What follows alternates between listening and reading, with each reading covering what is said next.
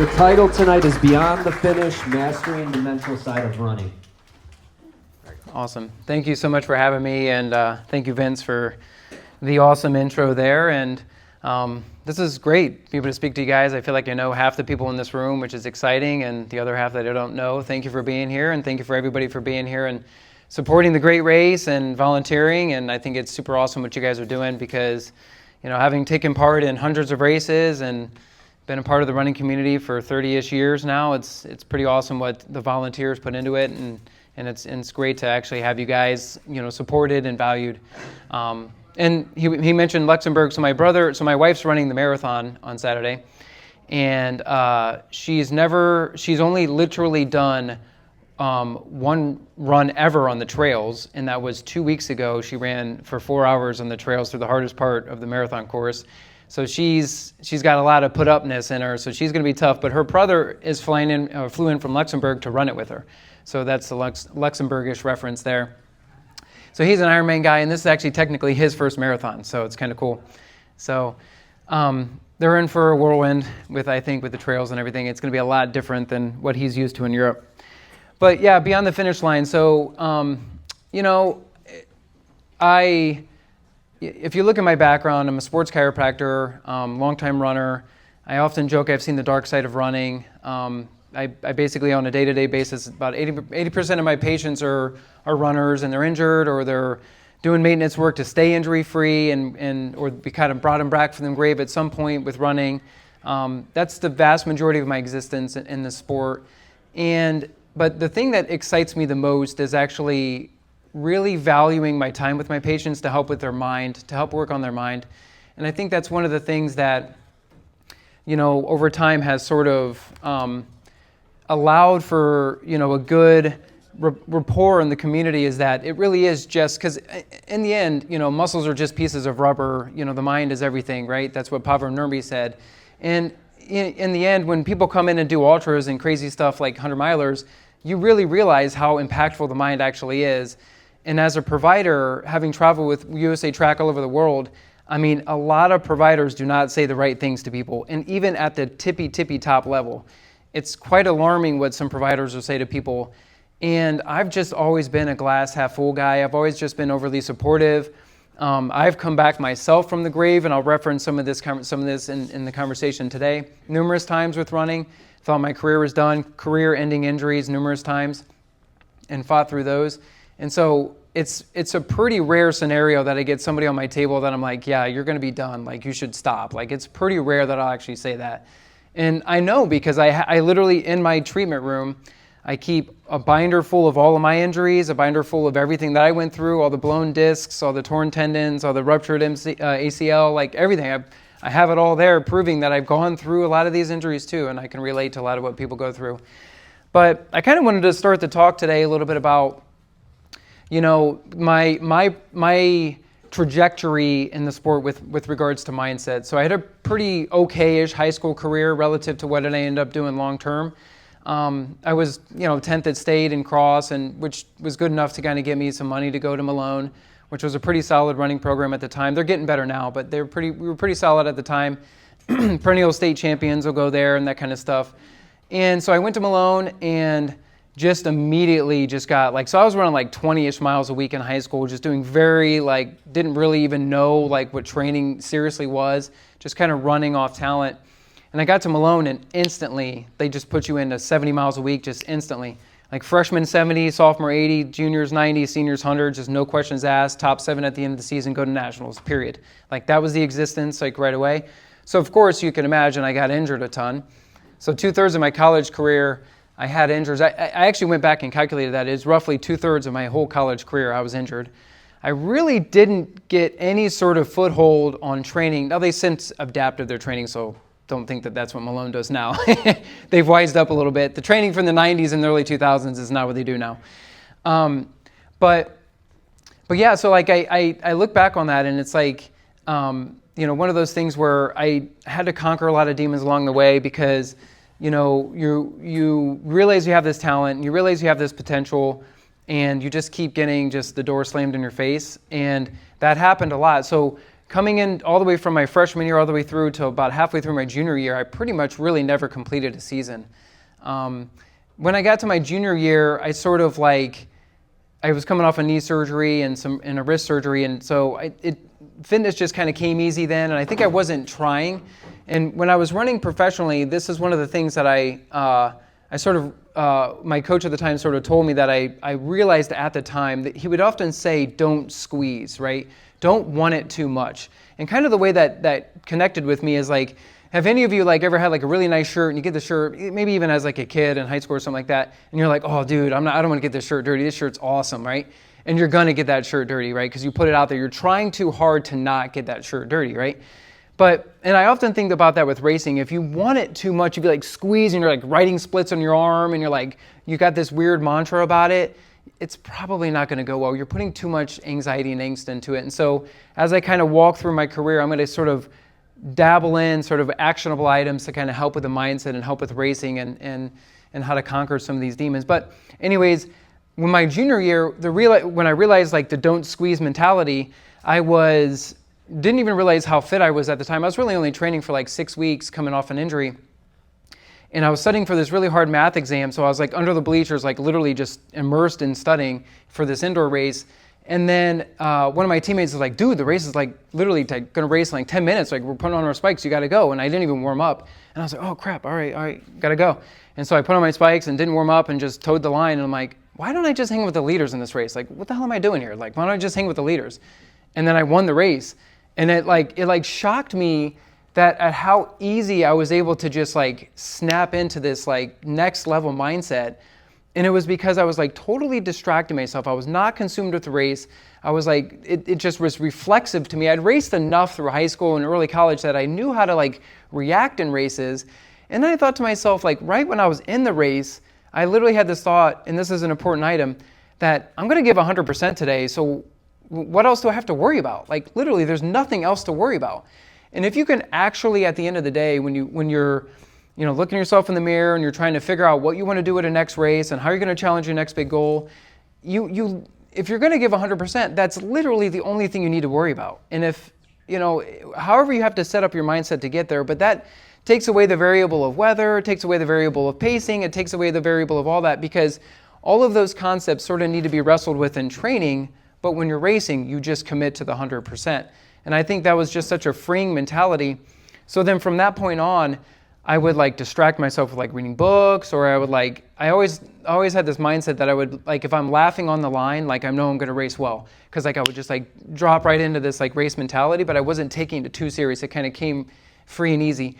And I think of racing as a lot like dancing. Like if you ever go to dancing and you're like nervous, then you can tell like people you're nervous, but if somebody's like loose and they know how to dance and they're having a good time, and that's how racing is. It should just be loose and just kind of come natural. And it's more of an art than a science, the actual racing portion.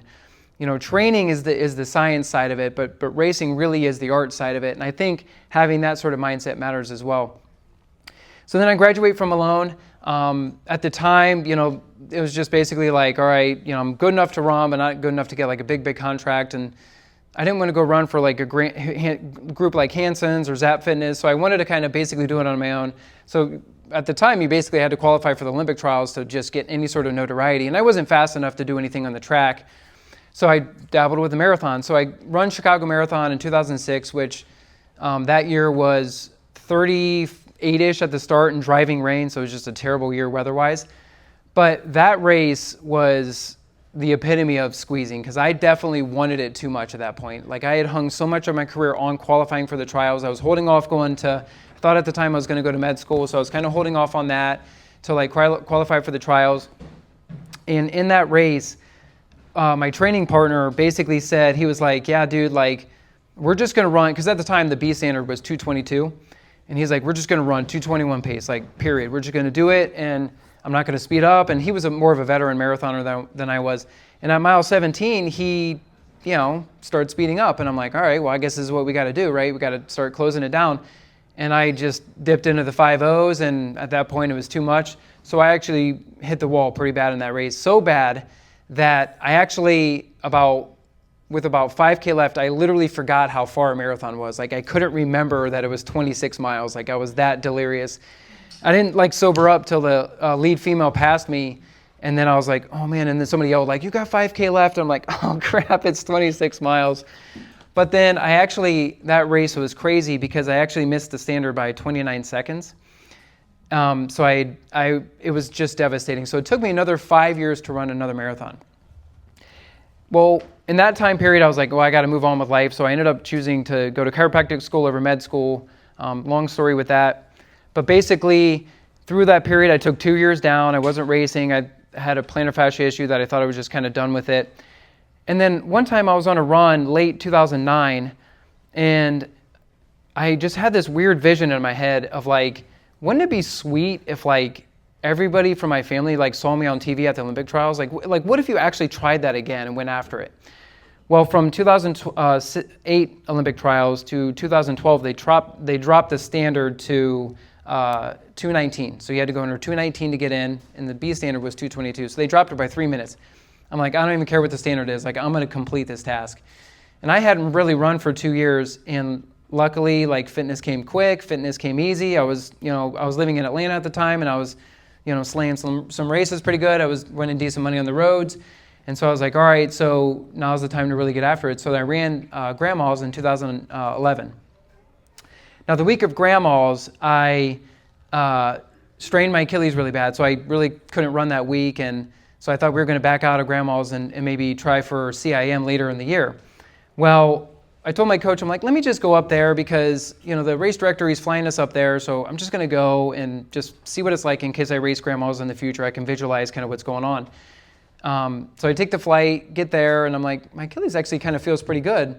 So then I'm like, all right, whatever, I'm just going to try it. So then I try it. So then race goes off, and I feel pretty good. My Achilles feels pretty good, and I'm like, all right. So I wasn't kind of really mentally prepared to handle that marathon that day because I thought I was just going to wait till CIM. But I got about 8 miles in, and I'm like, I don't want to hurt anymore. Like, I don't know if I want to do what happened in Chicago, because Chicago was my last. I'd only run one other marathon up to that point. So my delirium was my only reference to the marathon. I'm like, I don't want to do this. I don't know if I want to hurt right now. I wasn't mentally prepared. But then in training, I had visualized so much of this, and I had basically, at almost every single run in the month heading into the race, I had run a 5:12 at some point in that run just to feel the rhythm of a 5:12, which was the pace I was trying to run. And I just was like trying to click it off and just get into that rhythm. So when I was in the race, I said, okay, mile 8, if I can run every single mile from here to mile 20 at 5:12 or no slower than 5:20, then I'll finish the race. Like I kind of had this bar in my head, right? And then all of a sudden, like I'm clicking off 5:12, clicking off 5:12, clicking off 5:12. And then at about mile 15, I just start like laughing out loud because I'm like, I can't even sabotage myself. I had worked into my subconscious so deeply to run 5:12s that I literally, it was just coming so natural. It was almost like it was an out-of-body experience. And sure enough, I did qualify for the trials that day. And it was just such a cool experience because, I mean, that was like next level stuff mentally wise. Because like I said, I wasn't mentally prepared going into it, but it was all about the visualization.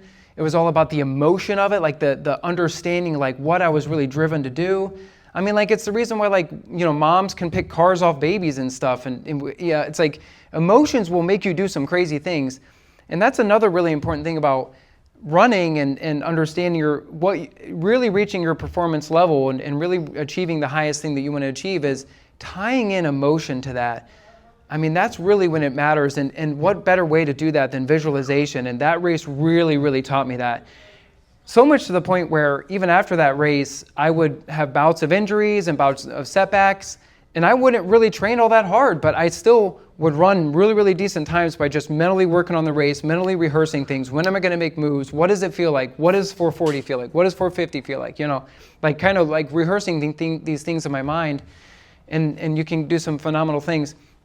I think at the time when I had just graduated from chiropractic school, one of the guys I was working with at the time he owned the world record for the fastest club head speed. He was one of those long drivers with golf, and he he was telling me some story about how like the golfing pros that he kind of works with, they basically they've had studies within the golf arena that if you work, you're almost better off working on putting and driving and everything with your mind than even practicing the swing.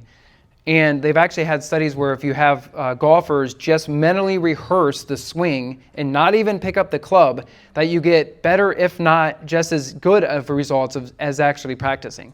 And I think this is so underutilized in racing. And it's the reason why Emil Zatopek in the 1956 Olympics, right after he won the 5,000, 10,000 marathon, right afterward, he said, runners have to run with dreams in their heart. And he said after he won the marathon, it was the first ever marathon that he had run, and he won it after running the 5 and the 10 and all the prelims. He basically was just like, I did it because I dreamed more than everybody else. I just wanted to dream to win this race, and he was able to complete that task. So, it's just that just tying into emotion, visualization, just rehearsing that. And I got really creative on my runs through this era. I would really rehearse, I would imagine what people would say on the sidelines, or commentators if they're commenting the race, oh my God, so-and-so just dropped a whatever mile, and kind of just rehearsing these things in my head. And it's just so impactful to just visualize in that way and just kind of, bring the mind into fruition from there. So yeah, I would say these are some of the key points that kind of got me through that tough era of just rising up from injuries and just eventually battling through these injuries and fitness, and to reach the goals of getting to the trials. Actually, at the trials was an interesting experience because I was super fit going in. I had a weird build-up, and I had to drop out of Columbus that year, the half marathon, but I knew I was super fit. But the week of the race had something crazy happen. I got food poisoning. I remember I went to P.F. Chang's over there in Montrose to start carb loading right before I flew down to Houston for the Olympic trials, and got food poisoning, and definitely was not able to carb load for that race. But literally 0% affected me mentally, quite literally 0%, because I knew what I had just conquered in ground malls. I knew what craziness can happen. I didn't even really run the week of ground malls, and so it's 0% affected me. And when the race went off, there was some strategy involved in terms of how the race started with the TV sponsors and everything, but the race went off really fast for the males and really slow for the females, if you guys remember that trials. And I was way back in 110th place at one point, but I ended up 45th in that race. But my goal was to be the top Ohioan.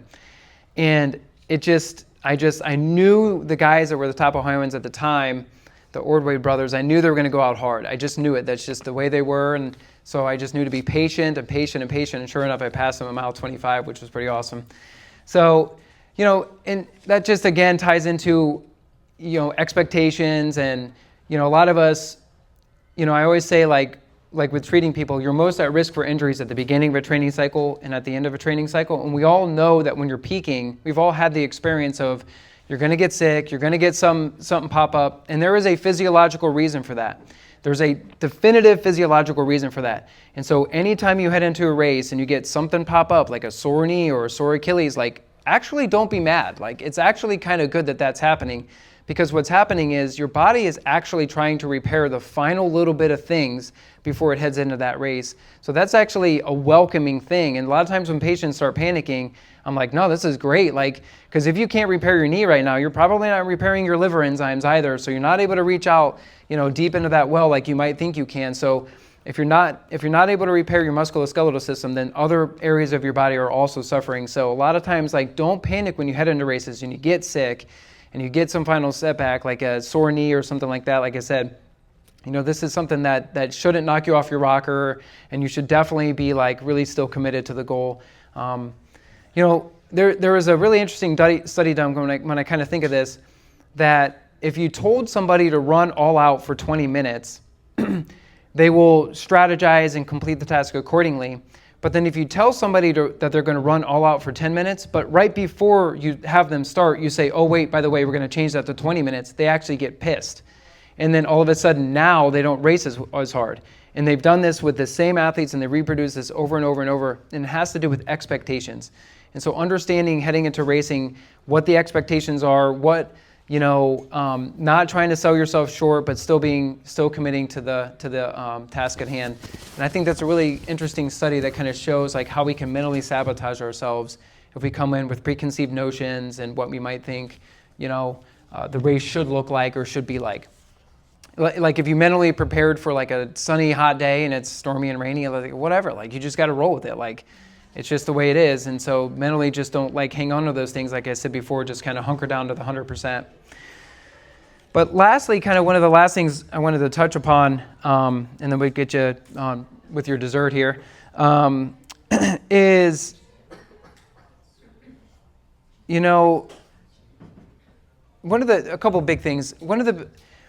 I remember I was watching, I think it was the NBA Cup earlier this season, and Trae Young made a ridiculous shot to knock out the Knicks in the NBA Cup this year, and his post, and then right after he made the shot, and it was like a buzzer beater, he did some funky dance, and then the commentator right after the game was like, "Oh my God, like that dance, like did you know you were going to do it?" And he's like, "Absolutely, I knew I was going to do the dance because I knew I was going to make the shot." And it's like, he was just like so perturbed that this guy like asked him a question about like questioning his final shot. He's like, "No, I knew I was going to make it. So I was preparing the dance accordingly."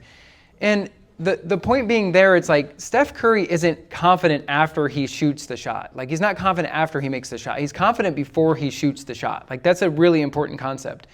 And it's important to understand that confidence needs to exist on the line. It should not exist based on your past experiences. It should not exist based on, you run the race and all of a sudden you're confident after it. No. You need to be confident towing the line, and that's really, really important concept.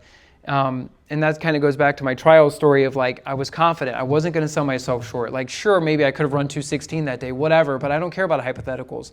Like, that was the life I lived. So it's like, just commit, just get after it. And the other big thing, and this is especially promising or especially important in the ultra world, is like, in races themselves, like don't let your highs get too high and your lows get too low. Like just ride the wave. Like if you start a race and you feel like crap, whatever, who cares? Like it could turn around literally in 20 minutes, it can turn around an hour, you just never know. You just got to just ride that wave. If you start a race and you feel great, well, be careful because there's probably something right around the corner that's going to snake bite you. So just don't even think about it's kind of like what Tom Brady says about getting into the zone. It's like, don't draw judgment. There's a famous sports psychology book called The Inner Game of Tennis, which is probably heralded by most top-end track and field people that I treat that as the best sports psychology book. And it really is just the simple process of don't draw judgment. When you're in a race, don't draw judgment about your mile split. Don't draw judgment about how you feel. You react to what's happening. Like obviously if you need to drink water, you need to drink water. You need to be hydrated, you need to eat, you need to listen to these things, but don't react to like how the race started or what you think the race is going to be like in the end. Just exist in that moment. The power of now, like Eckhart Tolle says, just existing in that moment. And that's what really allows you to get to that well, is like not fearing what's coming and not thinking and dwelling on what happened in the past, but it's just like riding that wave of the now. And I think that's a huge concept. And I'll end with this. There's also been studies shown that if people go into workouts grateful and having written in a journal what they're grateful for, that they actually can push harder than people who wrote in things that bothered them earlier that day. So in other words, you can test this if you're a coach with some of your athletes. If you write in a journal what frustrates you and then you go do a workout and then give perceived exertions, heart rates, etc., the heart rates and everything will actually reflect poorly relative to if you have somebody write in a journal positive things, grateful things they're grateful for, then they can actually push harder and actually excel. And that's a phenomenal thing. So if you're ever in the well in a race and you're ever really struggling, like literally just start ruminating on things that, you're grateful for, things that you love, things that you feel happy and things that just make you excited, and you just dwell on these things, and that will really be the best thing to pull you out of the rut. Kipchoge knows this well. He actually has been cited numerous times saying that he smiles specifically in races because he knows that it increases 2% of efficiency in racing. And that was one of his secrets of breaking 2, is that he smiled for about 50% of that race, which is crazy when he broke 2. If you did plyometrics for 6 weeks, twice a week, that doesn't get you 2% gains in running economy. But smiling in racing actually does, which is crazy thought. So, you know, we can sometimes force, and actors will tell you this, because my wife goes through a bunch of acting classes, you can force happiness into your system by literally just smiling. So thinking on grateful things, smiling, all of a sudden, boom, you can commit. You can commit so much more than you think you can. And that's a really important concept. And I feel like that's kind of the last concept I want to end on, because I feel like that's the most important one. Does anybody have any comments, questions, or anything? Awesome. Well, thank you guys for listening to me ramble a little bit about the mindset of things, and I hope the dessert is awesome. Yeah? I just wanted to speak to the fact that these little tricks that we can do are all free. Yeah, 100%. Available. Yeah. How you speak to tapping into that joy. Yeah. That's pretty powerful. So thanks for sharing. Yeah, and anybody that, you know, it's what's interesting too, when you look at, if you look at people that pop, as we say in the pro track world, they're often the Tom Brady's of the world, right? The seventh round draft picks, the people that were glossed over for a major university. You know, right now the fastest guy in the state of Ohio, from the state of Ohio, is Anthony Kimmereri. He's a 13:05 5K guy. He was 26th at best in cross country in high school. Never won state, never won nationals. Now he's like 7th in the U.S. It's crazy. And that dude is tough. That dude is mentally tough. And he has worked on his mind for year after year after year. And that's basically, and the other crazy thing about Anthony is that he trains a ton in cross training. And so he really doesn't even run that high mileage. If you follow him on Strava, you're like, oh, he runs like 60, 70 mile weeks. And the dude runs 13:05. It's crazy. But he's an absolute monster with cross training. And he will tell you straight up, like he's been on our podcast numerous times, he'll tell you straight up, he just drives into his mind what he wants to happen when he's suffering on the bike, when he's suffering on the elliptical. He just drives it into his mind. And the mind is super goal-oriented, and if you drive it in there, it'll go, okay, that's what we're doing. So it just goes, fine, that's what I'm doing. And so that's an important concept, is just driving in there whenever you're doing some of this stuff. Awesome. Thank you, guys. Okay, Leo, and dessert is on the table. Dr. Leo here. Be sure to check out my new book, Faster Without Fail, Your Guide to Overcoming Injuries and Running Faster Than Ever. It is now available on Amazon. You could read reviews on the Amazon. You can check out what other people have said about it. But basically, if you want to revolutionize your running form and better understand how to stay injury-free within the sport, this is your guide. Feel free to reach out and let us know what you think of the book. I would love to hear your feedback. But again, please check it out on Amazon. Faster Without Fail. Appreciate it. Dr. Leo here. If you want to catch me in another setting, be sure to check out my YouTube page, Running Rehab, where you will find exercises on how to stay healthy with running, how to improve your running form, and a bunch of other tips and tricks on how to get over common injuries. So again, Running Rehab.